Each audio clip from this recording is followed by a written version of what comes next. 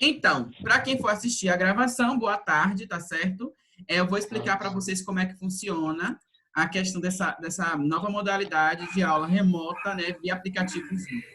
Primeiro, eu vou deixar todo mundo no mudo, né, para que vocês consigam me escutar, porque senão vão ter alguns sons paralelos tentando competir comigo e aí minha voz vai para o beleléu, tá certo? Mas funciona da seguinte forma: nós marcaremos, né, os nossos encontros, que serão online, que a gente vai ter esse momento de discussão, de tirar dúvidas, né, de forma online mesmo, eu aqui, vocês aí do outro lado. É como se fosse uma sala de aula, mas cada um em sua casa, tá certo?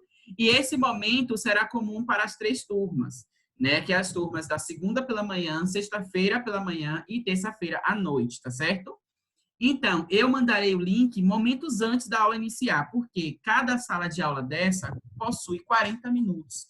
Então, quando ela der os 40 minutos, ela vai fechar automaticamente, a gravação vai ser salva no meu computador, e aí eu tenho que abrir outra sala e mandar um novo link para vocês lá no WhatsApp. Então, quando fechar essa sala de forma abrupta, não se assustem, tá? Eu vou estar abrindo outra e mandando novamente no grupo de WhatsApp de vocês, e vocês entram via um link. Alguns, em algumas semanas, vão dizer, professor, não estou conseguindo entrar, porque está solicitando um ID e uma senha. Esse ID e senha eu não tenho acesso. Quem tem acesso são seus colegas. Então, quem conseguiu entrar, já posta lá o ID e a senha no grupo de vocês, para que as pessoas que não conseguiram pelo link o façam, né, por meio do ID e da senha. Professor, os slides, eles vão ser disponibilizados? Irão ser disponibilizados sim, assim como eu irei projetá-los aqui. E você tem a opção de marcar, de sinalizar, tá? De usar um lápis em cima para você tirar sua dúvida. E aí, no momento da sua dúvida, ou você manda uma mensagenzinha no chat, né? Tem aqui o nome chat, e aí você coloca aqui, manda sua mensagem, eu vou ler em voz alta, porque a sua dúvida pode ser os seus colegas, ou você libera o seu microfone nesse momento, tira a sua dúvida e após sua dúvida sanada, você fecha o microfone novamente, senão vai prejudicar muito a gente, tá certo? Então, eu vou começar a projeção dos primeiros slides, tá? Para poder tentar equiparar vocês com as outras turmas, que nós vamos só abordar, né, ali as questões de introdução à medicina legal, só falando das questões que foram de concurso público para o cargo de vocês, que vocês não sei se viram, tá certo? E aí, depois dessas 4 questões, só para vocês entenderem e, de certa forma, revisar o conteúdo, a gente passa, tá? Falar um pouquinho sobre os conteúdos que ficaram faltando lá em morte, que vocês disseram que não viram a questão de eutanásia, ortotanásia, aborto, homicídio e suicídio, tá bom? Para vocês aprenderem a diferença. Então, vou começar a projetar os slides, tá certo? Esses são os slides. Meus slides, eu posso até mandar para vocês. Né? Os slides eu mando para os meus alunos sem problema nenhum. O que eu não gosto é que outro professor use meus slides como se dele fosse, entendeu? Então, para os alunos estudarem, sem problema nenhum. Mas se eu pegar um professor usando o meu slide, né, que eu tive tanto sacrifício para fazer e a pessoa usar como se fosse dela, aí eu já não compacto com essa ideia. Tá certo? Vocês estão conseguindo enxergar os slides aí? E vendo minha fotinha aqui em cima? Enfim, eu acho que sim, né? Porque toda vez eu faço isso e sempre funcionou. Se não tiver, libera o áudio e fala, professor, não estou conseguindo visualizar o senhor, tá certo? Que aí eu dou o jeito de voltar, resetar e voltar lá do início, tá bom? Tá tudo ok, tá dando pra ver. Ótimo. Aqui era só a introdução falando sobre Ambroise Paré, né, que foi considerado um dos pais da medicina legal, justamente por ter sido ali um precursor, né, nessa abordagem temática dentro da medicina, que é a medicina legal. E aí eu não vou entrar nesses detalhes desses conceitos, aqui está todo o módulo de vocês, que vocês já tiveram essa aula, tá bom? Que aí é uma cronologia de como foi modificado esses conceitos e adaptado o conceito de medicina legal. Aqui só são a sinonímia desse conceito, tá? E aí, nós passamos a falar da abrangência da medicina legal entre as áreas, que não é só uma área específica, né, da forense, mas sim da ginecologia, obstetrícia, dentre outras formações médicas, né, bem como outras formações de outros setores. Inclusive, eu já expliquei aqui para os meus alunos que a medicina legal ela tem uma abordagem diferenciada no que se trata da parte biológica da medicina em si e da parte jurídica, né? Você vê no currículo de direito Medicina legal, para um curso de bacharel em direito, a abordagem é totalmente diferente, é uma abordagem jurídica. Se você observa lá, medicina legal para estudantes de medicina, é outra abordagem, uma abordagem técnica biológica, certo? E aí a gente falou um pouquinho sobre aspectos dessa medicina legal no exterior, trazendo, né, para o Brasil. Aí falamos, né, que lá no exterior, né, no mundo como um todo, ela é dividida em 5 períodos, né, que era o período antigo, romano, médio, canônico e moderno. Falamos do antigo, que as necrópsias elas eram proibidas, né, porque os cadáveres eram considerados corpos sagrados, né, a religião naquela época era muito mais forte do que a ciência, a medicina ainda era considerada arte, tá bom?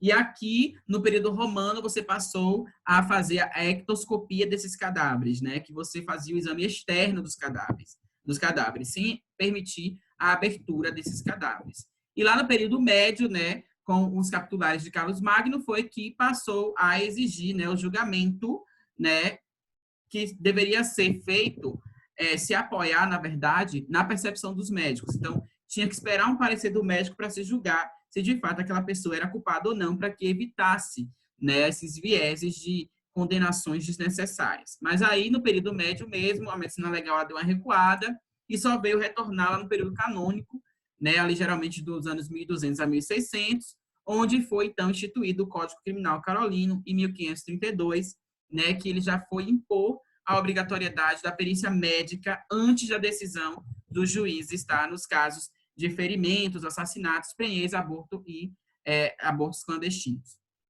Tá certo? E aí a Alemanha era tida como o berço da medicina legal.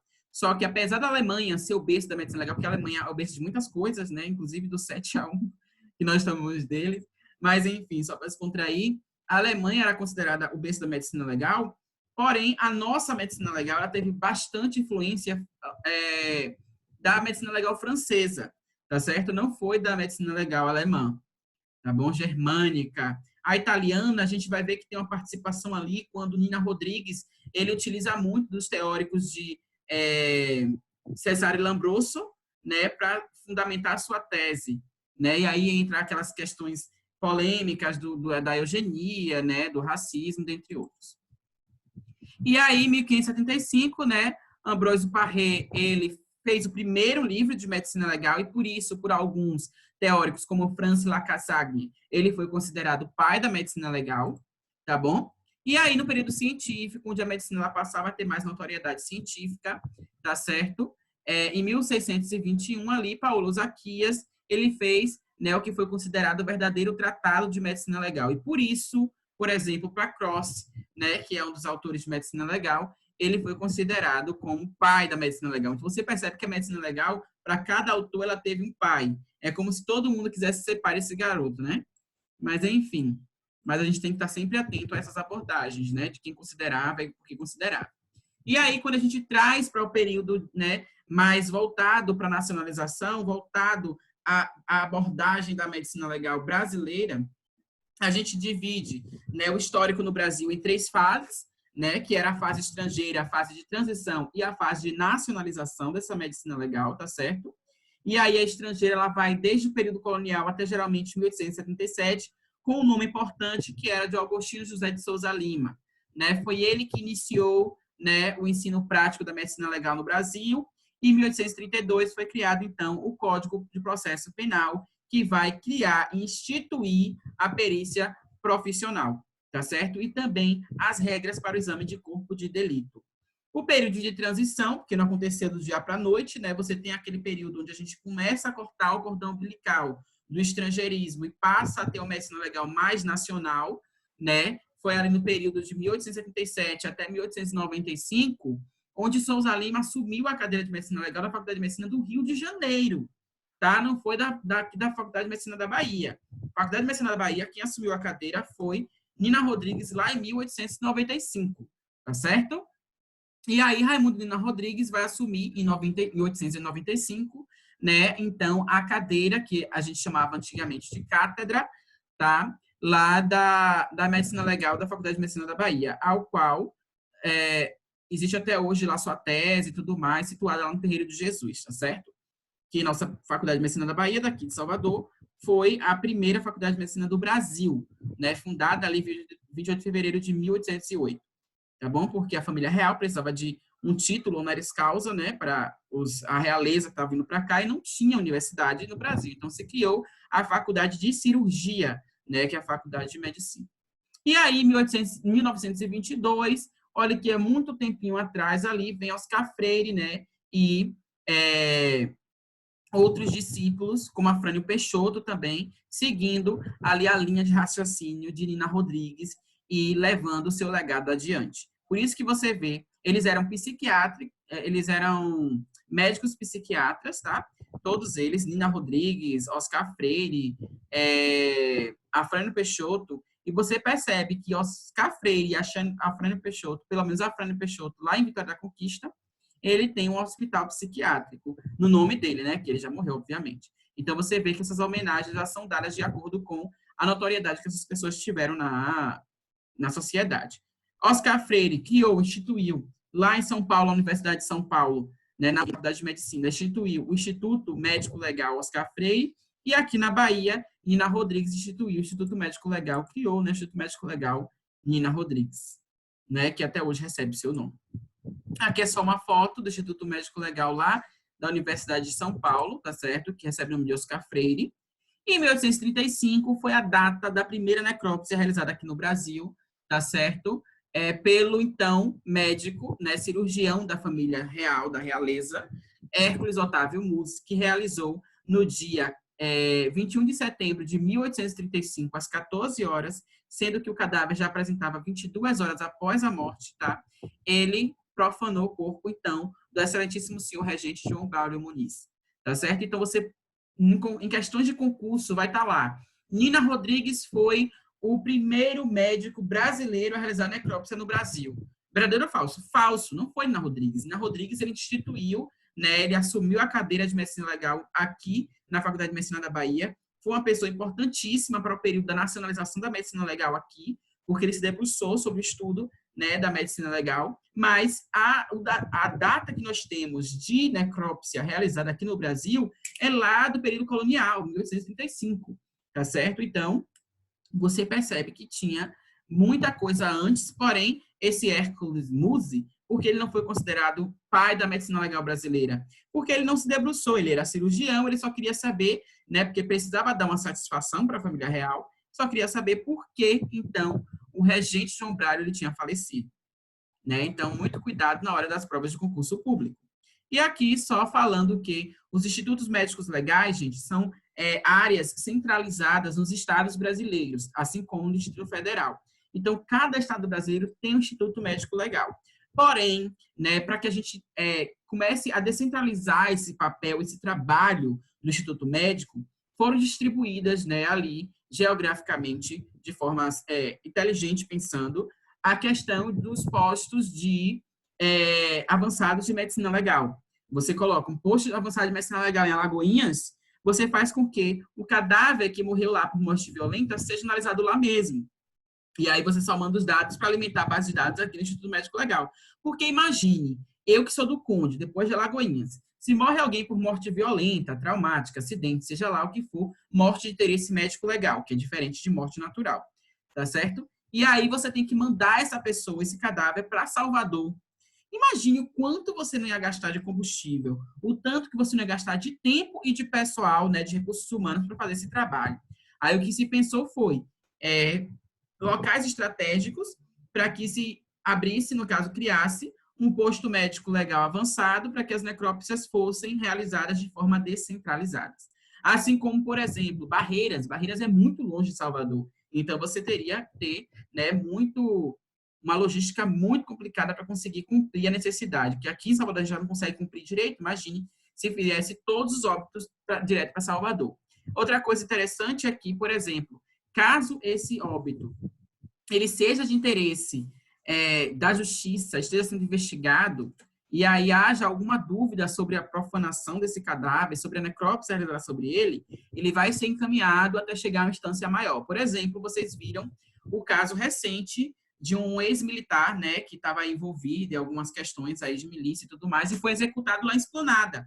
pertinho lá do Conde. O que foi que aconteceu? O corpo dele foi necropsiado, foi autopsiado lá em Alagoinhas. Não satisfeitos, tá, com a autópsia em Alagoinhas, foram encaminhados para Salvador. Aqui de Salvador, o IML do Rio de Janeiro solicitou, né, o encaminhamento desse cadáver para o Rio de Janeiro, porque ele era natural de lá e as pessoas queriam comprovar que, de fato, tratava-se de um crime de execução.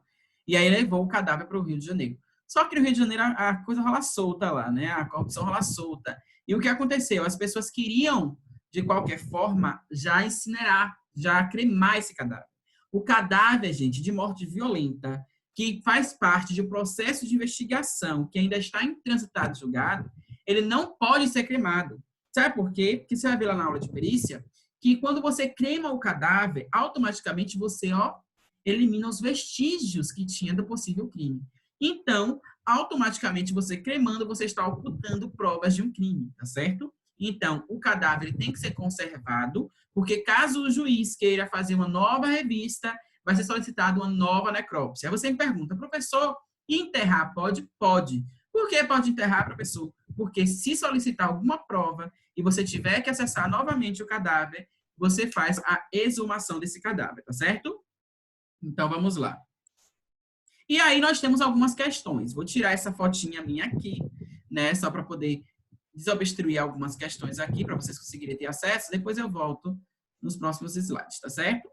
Então, essa banca foi a banca CESP, né? Sebrasp, uma banca muito complicada. Já fiz vários concursos dela, inclusive tomei vários paus também, né? Nos concursos dessa banca.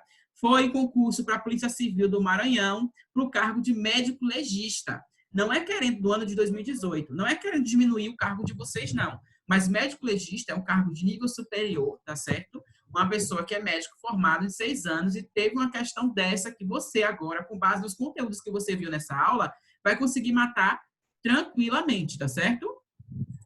Então, vamos lá. A questão afirma o seguinte: Raimundo Nina Rodrigues exerceu relevante papel na história da medicina legal brasileira por meio da instituição da Cátedra de Medicina Legal no curso de Direito da Universidade de São Paulo. Nada a ver. Quem foi para São Paulo foi Oscar Freire e nem foi curso de Direito, tá certo? Foi curso de Medicina. Do procedimento que gera relatórios individualizados que não chegam a um ponto de vista comum, pelo amor de Deus, nada a ver. Isso aqui está definindo algum tipo de conduta, nada a ver com o que Nina Rodrigues contribuiu. Dos estudos na área de psicanálise forense, Nina Rodrigues foi um psiquiatra, então era psiquiatria forense. Psicanálise já é outro ramo da psiquiatria, uma subespecialização, tá certo? Que desenvolveu na Universidade de São Paulo, ou de Ciência da Saúde do Rio de Janeiro, Rio Grande do Sul, nada a ver. Da criação por ele de uma escola de medicina legal na Bahia, fato que nacionalizou a especialidade. Perfeito. Alternativa correta, gente, letra D, de dado. Tá certo? E aqui a letra E diz o seguinte: de estudos sobre os impactos da miscigenação da criminalidade que desenvolveu na Universidade Estadual do Rio de Janeiro. Não, ele realmente desenvolveu um estudo sobre a criminalização de raças, tá certo? Mas não foi na Universidade Estadual do Rio de Janeiro, não, tá certo? Então, a alternativa correta seria a letra D. Como já falei para vocês, não foi o curso de Direito de Universidade de São Paulo, não foi psicanálise forense, foi psiquiatria forense. Universidade de Ciências da Saúde, não foi. Então, a alternativa correta é a letra D. Prova de concurso público, para vocês já se familiarizarem. E aqui, outra prova da CESP, outra questão dessa banca maravilhosa, para dizer o contrário. Ela diz o seguinte, a mesma prova, tá? Polícia Civil, Maranhão, médico legista, no ano 2018. A corrente de pensamento que exerceu maior influência na medicina legal brasileira é de origem A, francesa, B, inglesa, C, italiana, D, germânica ou é portuguesa? Gente, foi a francesa. Como eu falei para vocês, a inglesa nem tinha influência nenhuma sobre isso, tá certo? A italiana só tinha aquela influência ali de Cesare Lombroso, de acordo com a influência que tinha, né, ali para Nina Rodrigues. A germânica, que é a alemã, apesar de ser o berço da medicina legal, não tinha uma certa contribuição. E a portuguesa de Portugal, apesar de ser os nossos colonizadores, não tinha essa certa influência. Aqui uma questão estilo Enem, porque o Instituto, a Fundação Carlos Chagas, muito problemática, adora fazer provas assim grandonas, tá certo?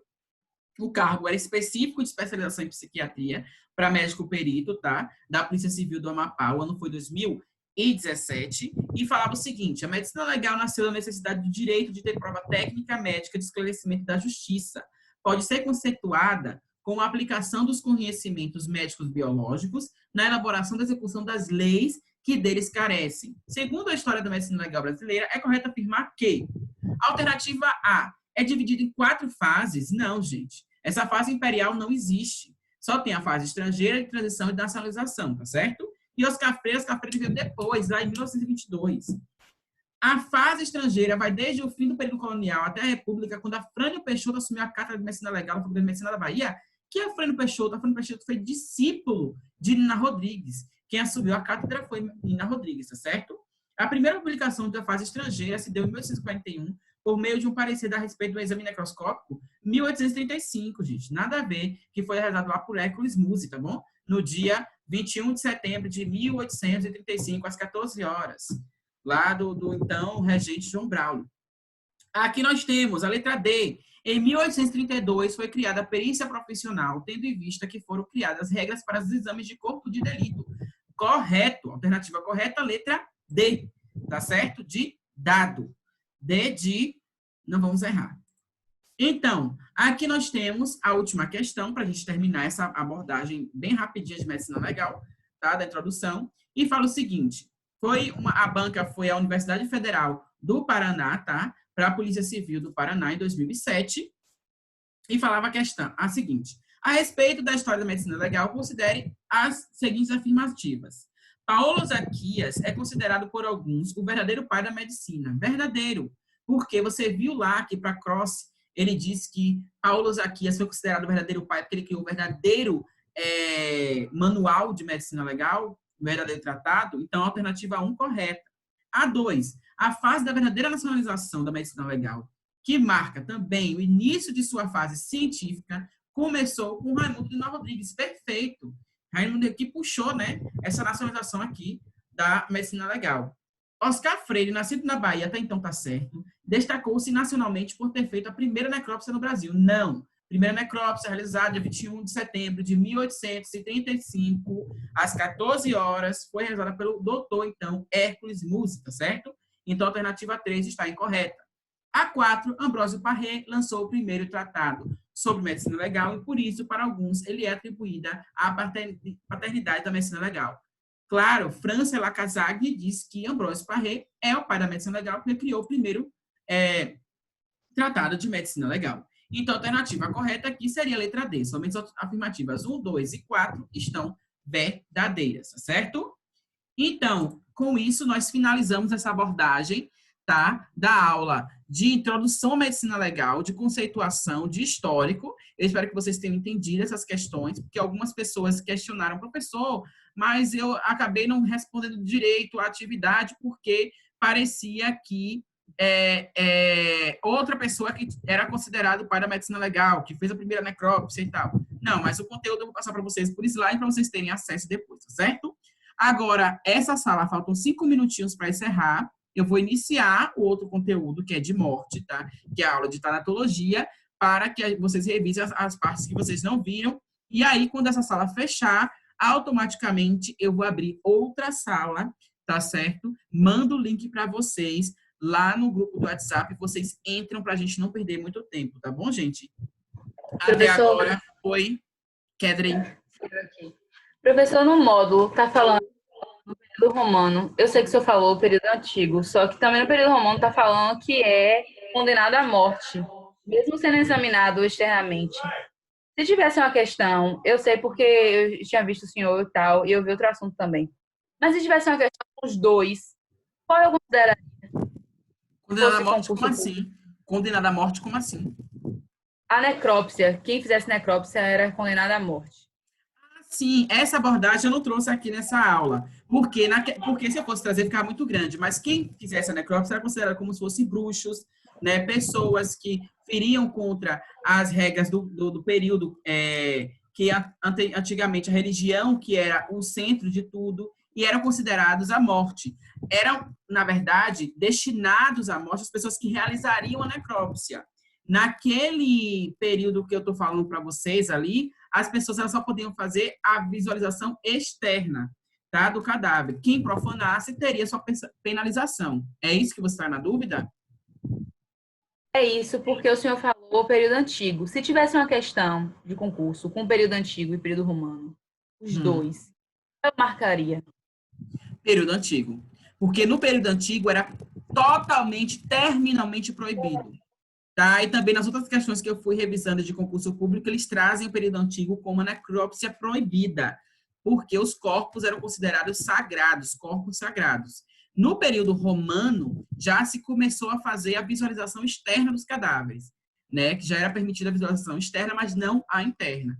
Entendeu? Porém, você percebe que tem um período de transição, tem aquele momento de transição. Não é aquela coisa, começou o romano hoje, a partir de hoje já está proibido, ou não é mais proibido. Não, ele tem esse período de transição, então essa proibição, ele pega um pouquinho do período antigo e adentra um pouco do romano, porque eles não têm aquele período que a gente viu de transição na medicina legal no Brasil, mas você tem esse período que acaba abarcando um período e outro, entendeu, Kedren?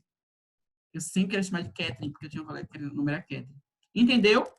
Mas onde a necrópsia era permanentemente proibida é o período antigo. Entendeu, garota? Ah, entendi. O microfone estava mutado. Ah, tá Obrigada. certo. Por nada. Então, agora vamos para a aula de tanatologia. Essa aula, os conteúdos são um pouquinho grandes, mas eu não vou ficar me atentando a esse conteúdo, não. Porque o que acontece? Como vocês viram muita coisa de tanatologia, eu só vou pegar as partes que vocês não abordaram, tá certo? Porque eu preciso, nessa próxima aulinha agora, nessa próxima página, que são 40 minutos, vou falar para vocês dos aspectos de tanatologia que vocês não viram e falarei também dos aspectos de perícia que vocês não viram. Uma abordagem mais inicial, falando sobre a conservação dos vestígios, das roupas dos cadáveres e tal, da maquiagem ali formada pelo o parto e tudo mais. Entenderam?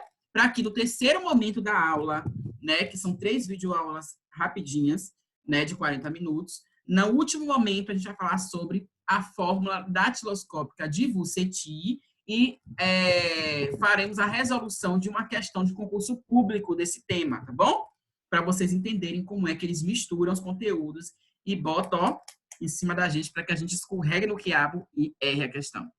Mas, enfim. Falta 1 minuto e 37 para terminar essa sala.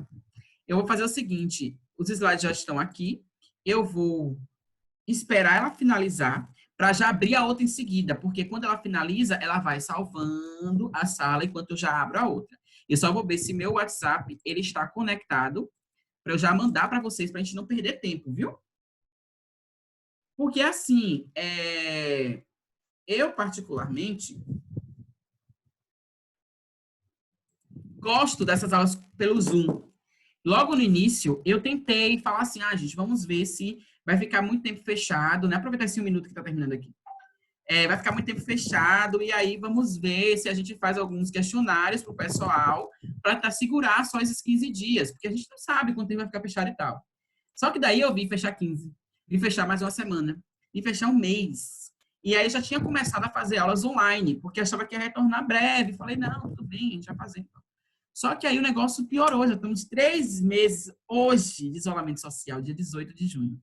E a gente não tem noção de como vai ser o comportamento dessa pandemia daqui para frente. Então, foi algo que pegou a gente de surpresa. Eu mesma, a UFBA suspendeu as aulas, a gente não está tendo aula. A maioria das escolas particulares e universidades particulares mantiveram, né, de forma EAD. E aí o Ministério da Educação já lançou até uma portaria essa semana de que permite essas universidades públicas manter a modalidade EAD até o final do ano. Só que aí entra a questão